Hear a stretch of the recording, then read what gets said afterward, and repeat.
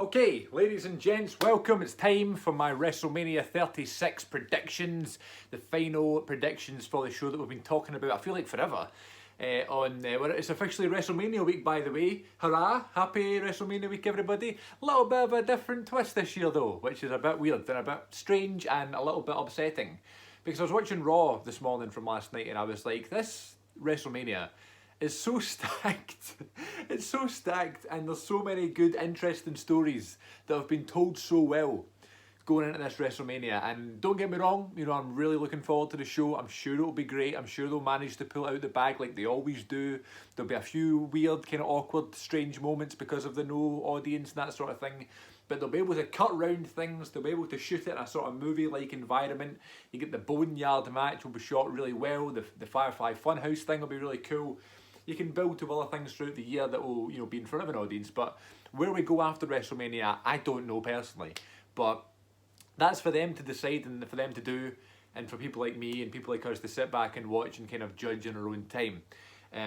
But just, imagine this show in a stadium. It just feels as if it's been like, what a perfect WrestleMania for a stadium and for a massive crowd, with some of these stories and the potential of some of the things that can happen here. Say, whether it be, Drew winning the title or Edge's big return and all these things, a tag team ladder match. It's just not going to be the same. Bittersweet because it's going to be such a good show. And again, it's like we're in this weird time in the world.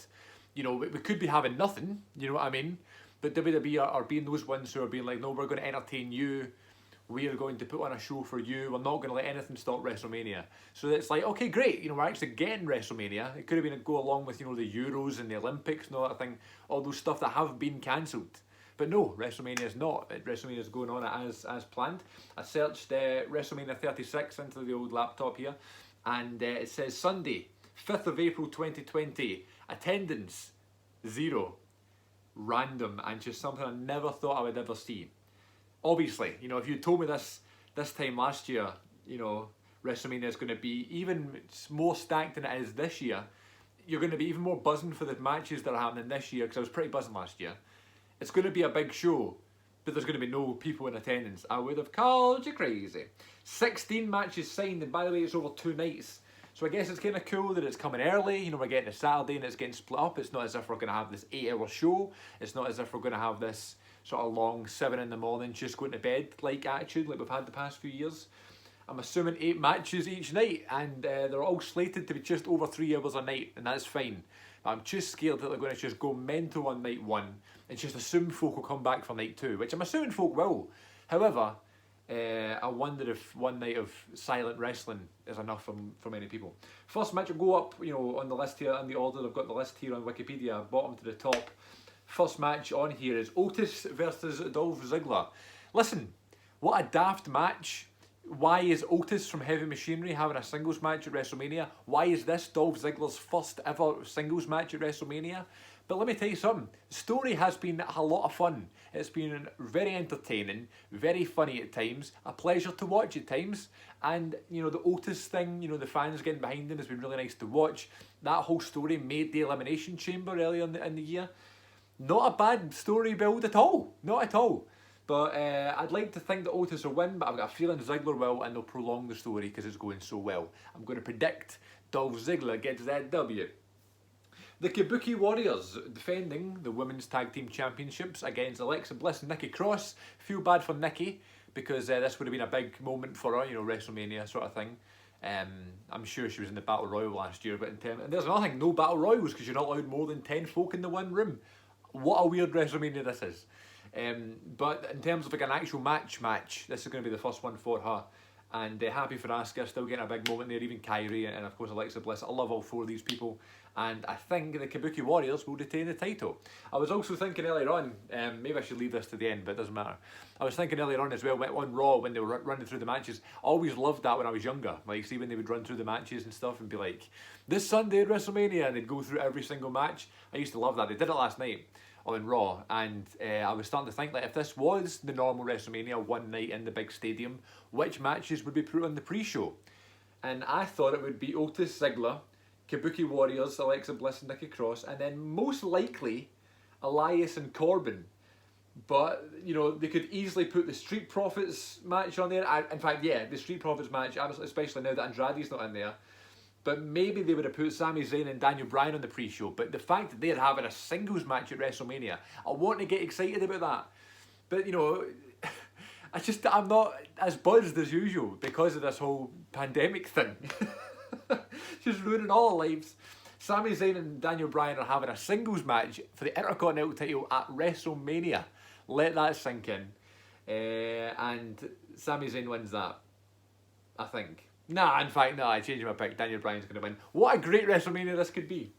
Listen, we're never going to forget this WrestleMania. We're never, ever, ever going to forget it. It's going to stand out of the crowd like none other WrestleMania ever before. There's no, any time you think about this time in the world and this time in wrestling, it's going to be so distinctive and just so like, remember that? That was madness. And if they can somehow pull together this great WrestleMania out of this, it's going to be an absolute triumph, and I'm looking forward to seeing it. Edge versus Randy Orton, last man standing match. Only WWE could have a last man standing match in the middle of a worldwide pandemic, but I digress.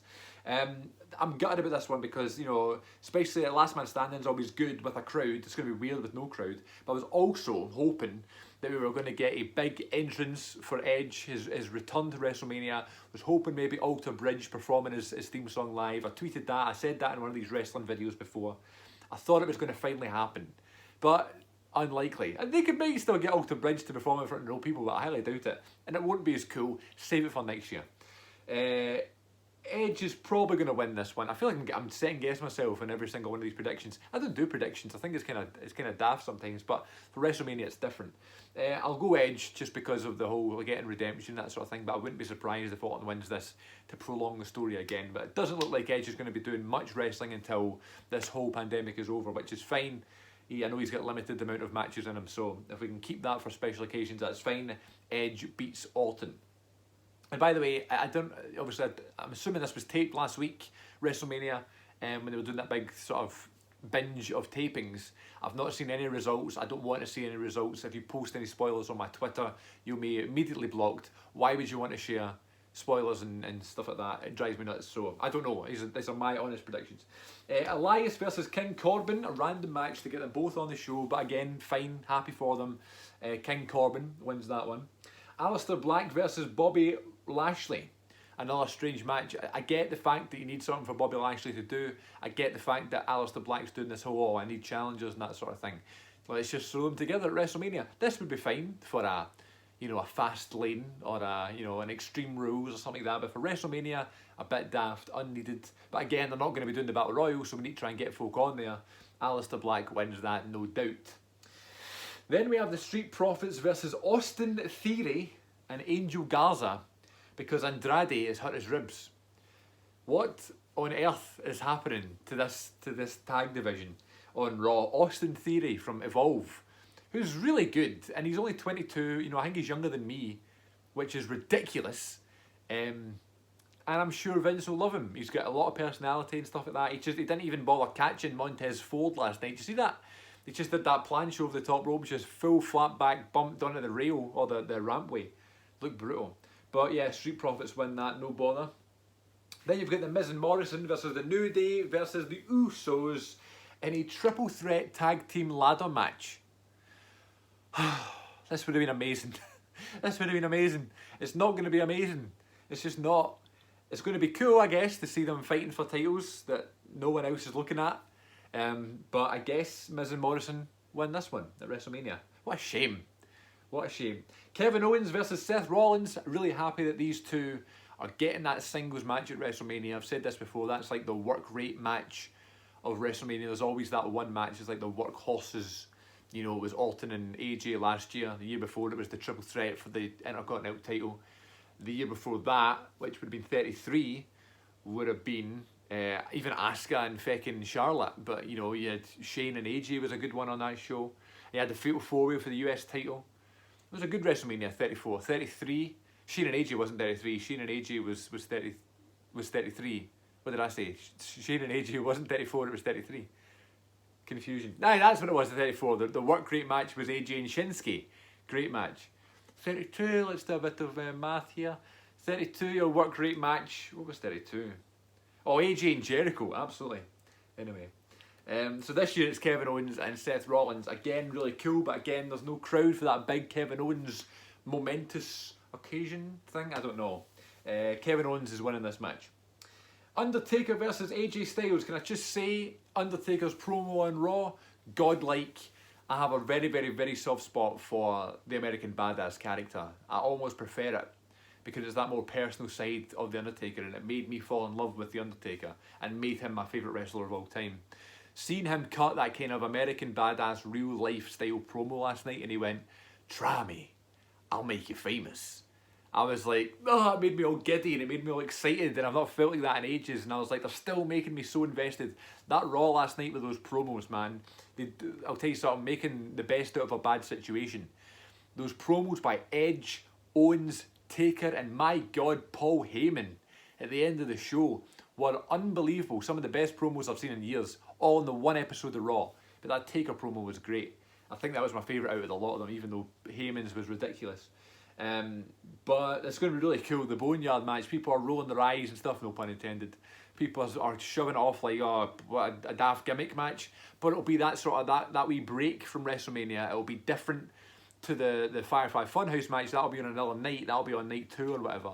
And those matches will be that little break, and it'll separate the show, and it'll break up for you, and it'll make it easier to watch. They'll be some of the most favoured matches from this whole WrestleMania, I guarantee it.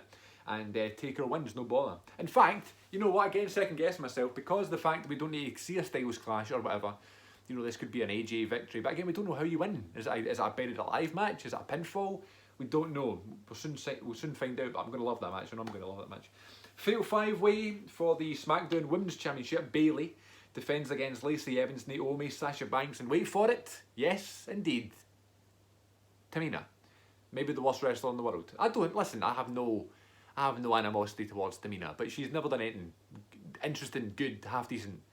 But she continues to get these opportunities, which is great.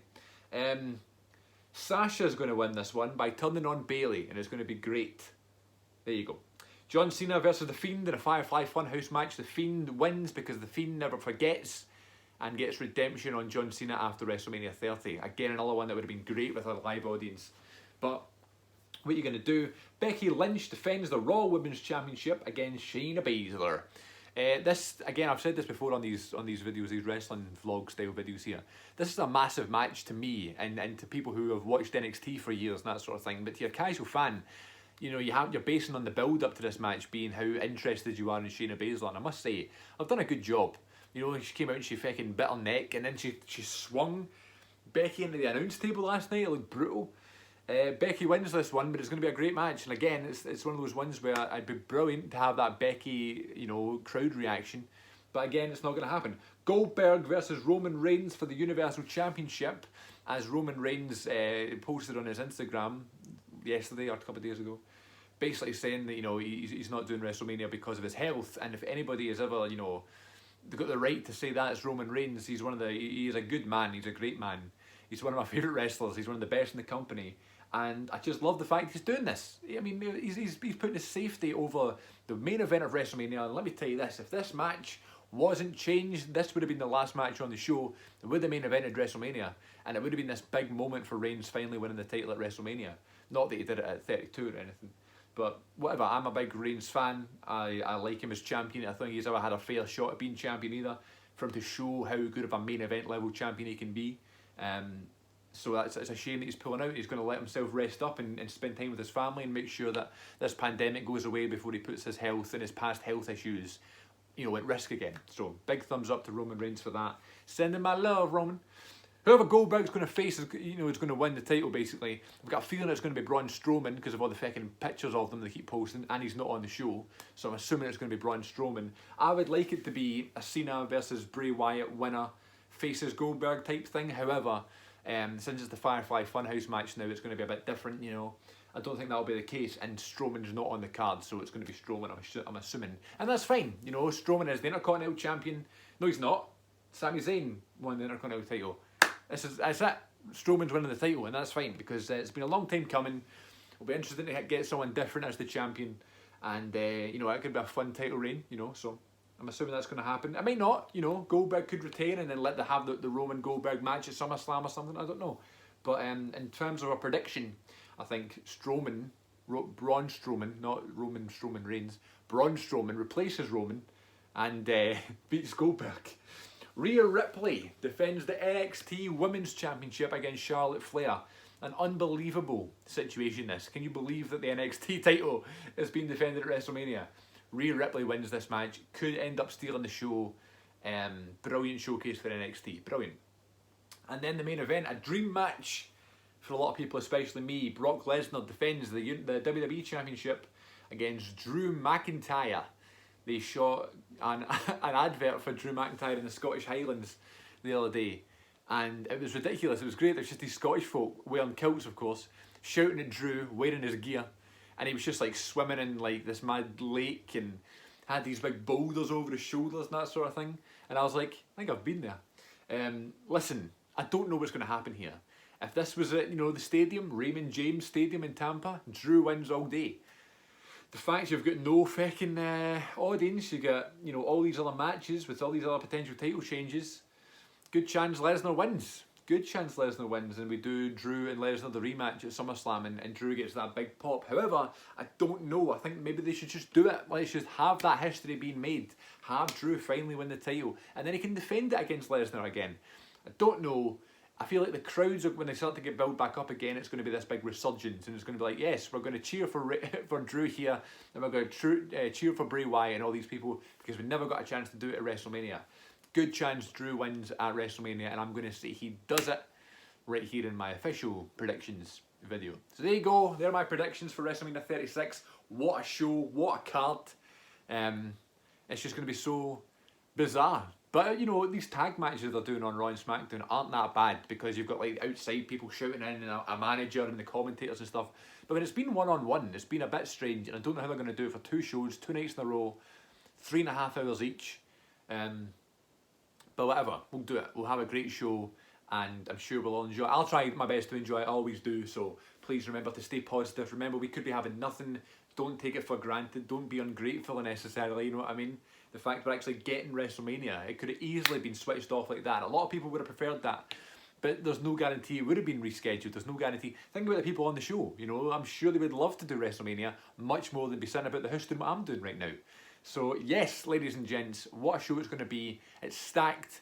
Make sure you enjoy it, and I'll be back here next Tuesday with my review of WrestleMania 36 right here on Cm42TV. Thanks so much for watching. Remember to stay safe, look after yourself and each other, and enjoy the showcase of the Immortals.